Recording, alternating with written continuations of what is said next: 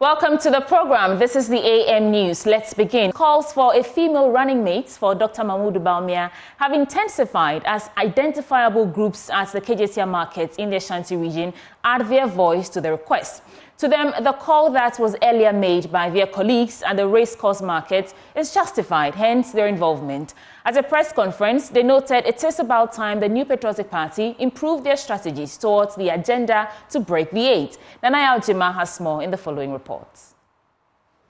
The identifiable groups at the Kejetia market were instrumental in campaigning for the NPP flag bearer during the party's presidential primary.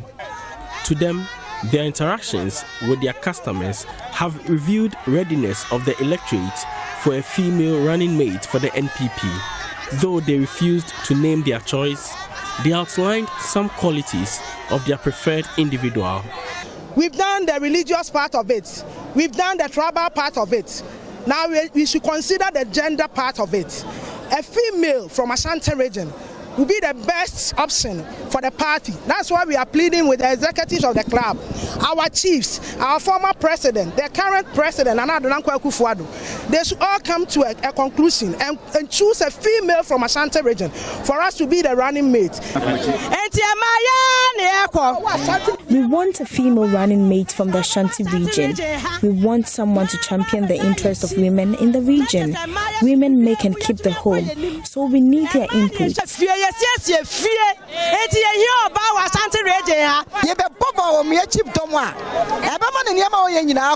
If a woman partners Dr. Bawumia, it will improve his chances.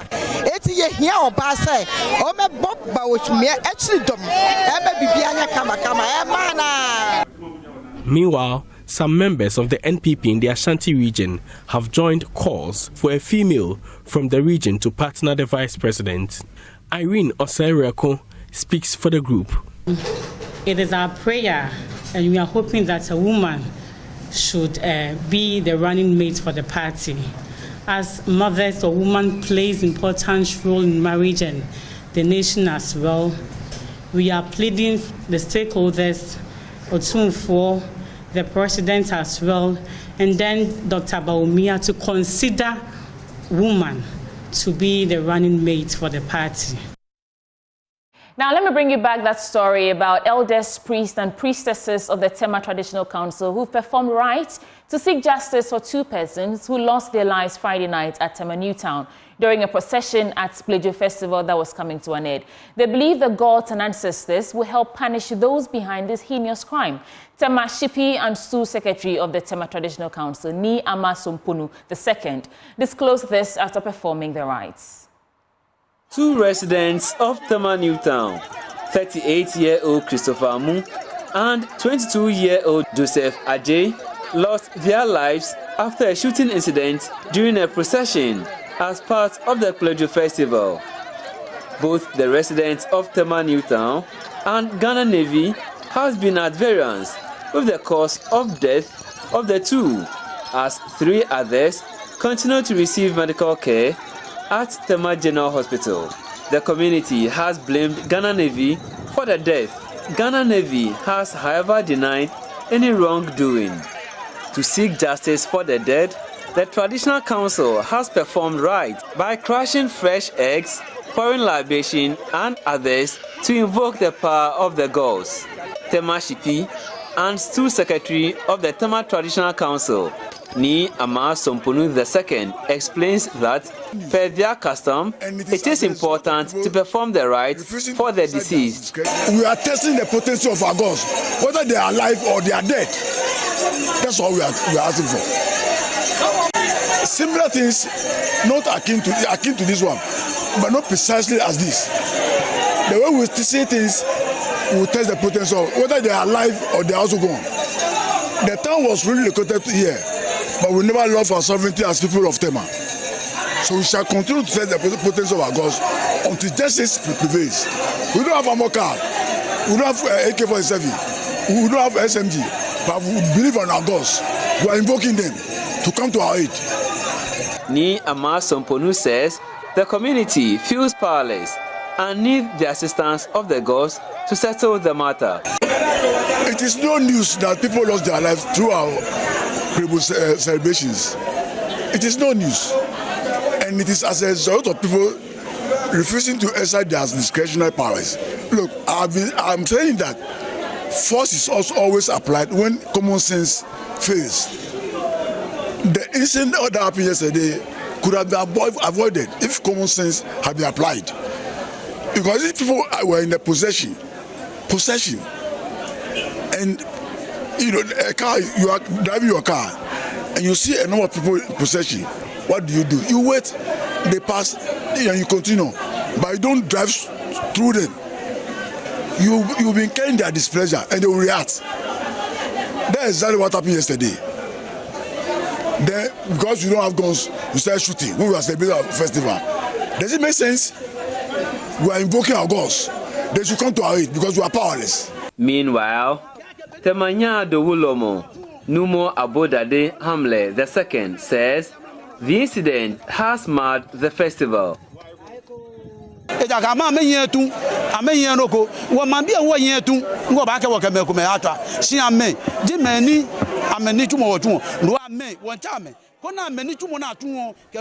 is a bad omen, losing 2 lives. We do not accept corpse into the community during this period. So for the 2 persons to have died takes everything away from this beautiful celebration. We have performed right for the gods to step in.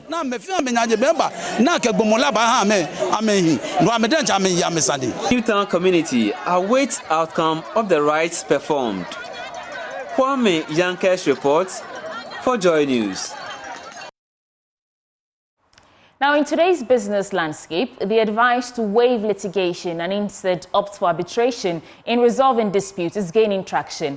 That's according to law lecturer at the Ghana School of Law and lead consultant for the Robert Smith Law Group, Bobby Banson. Mr. Banson explains that the advantages go beyond saving cost and time, as it also provides a forum where parties can address their grievances effectively or efficiently and with no or less contention compared to traditional court proceedings. It is almost always a win-win for parties involved. In court, there's always a winner, there's always a loser. In arbitration, that hardly happens.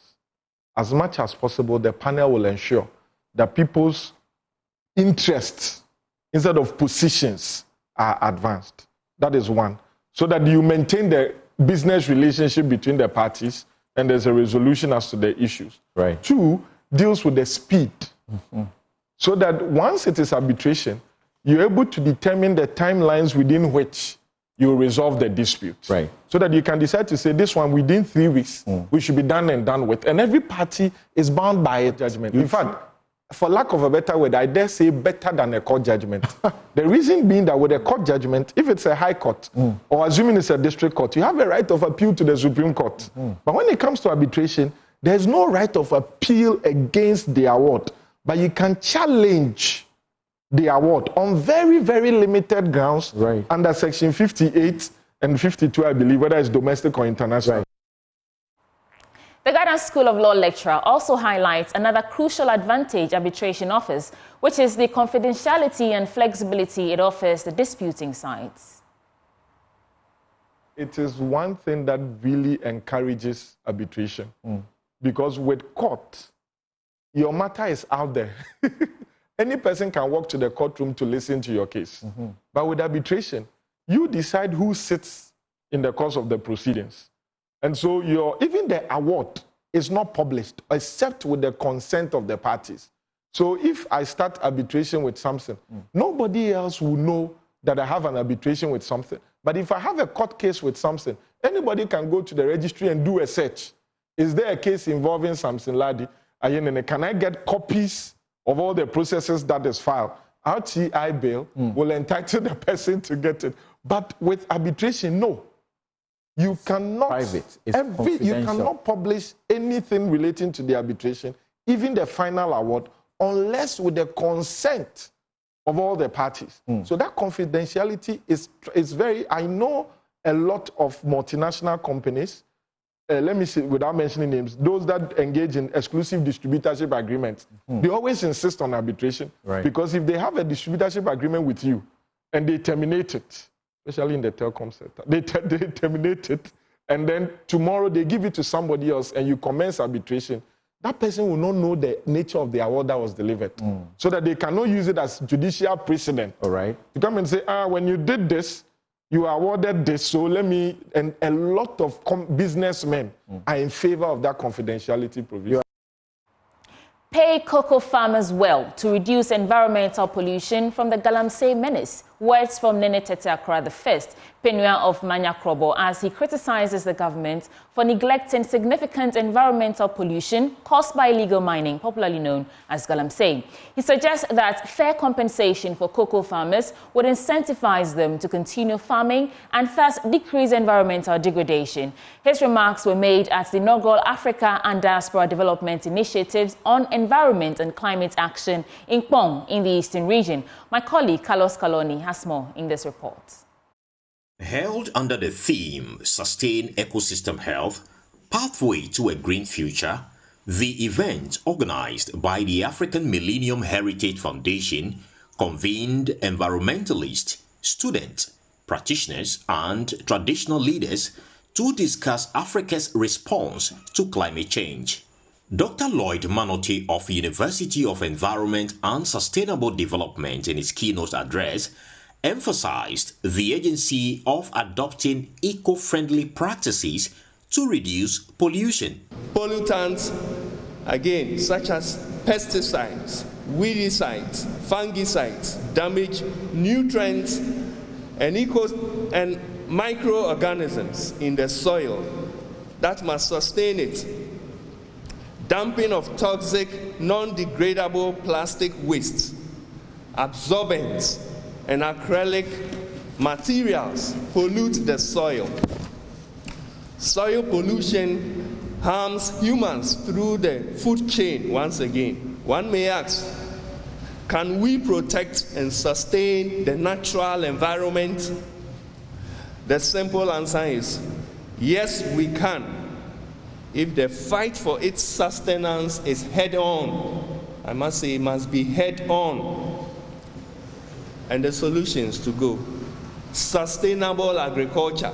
Sustainable agriculture. Yes, we must farm, but must do so sustainably by avoiding harmful practices and toxic substances that damage the natural environment.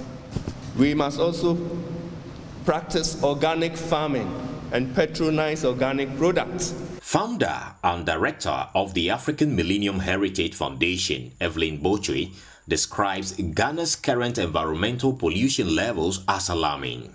She emphasizes the need for stringent policies to regulate chemical usage in the mining sector. And when you look at the petroleum sectors, you look at what is happening today in Galamsey. For instance, it's heartbreaking. I had the opportunity to visit Takrade, and crossing the Pro River, I just cried. You know, the use of mercury and all that is really polluting. Our health system is not better. We need a better green future for our children. The specific steps we are hoping the government to take is to bring out policies that will actually help strategize the use of chemicals or mercury in, for instance, in the fight of Galamsey for our water bodies, because all the fishes in the seas gets back into us and it's killing us. So we're really hoping, especially for that sector, for them to work hard, bring policies that will strategize and streamlines how mining actions, you know, can be better, can be done better in a green way. I think when it comes to this mining sector, I think we're not doing much. We can do better. Laws are already there, so they need to enforce the law.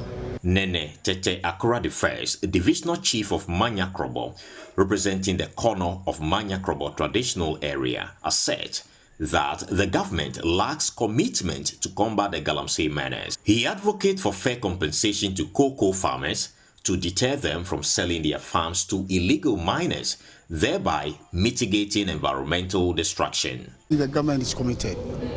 I don't think so, because Galamsey is spoiling everything. Galamsey. Just look at our lands. Now, when you go to some of the villages, it's like because of money, now things are being like degrading the forest, cutting down trees. Cocoa, that is our backbone, is now going. If the cocoa board, the government will pay the farmers well, I think all these things will be done. When you take good care of them, I don't think they will sell their lands. Participants also highlighted the impact of climate change and urged authorities to take proactive measures. For Joy News, Carlos Caloni, Bong, in the Eastern region. On that note, we wrap up the AM News. Up next is the news review. Stay with us.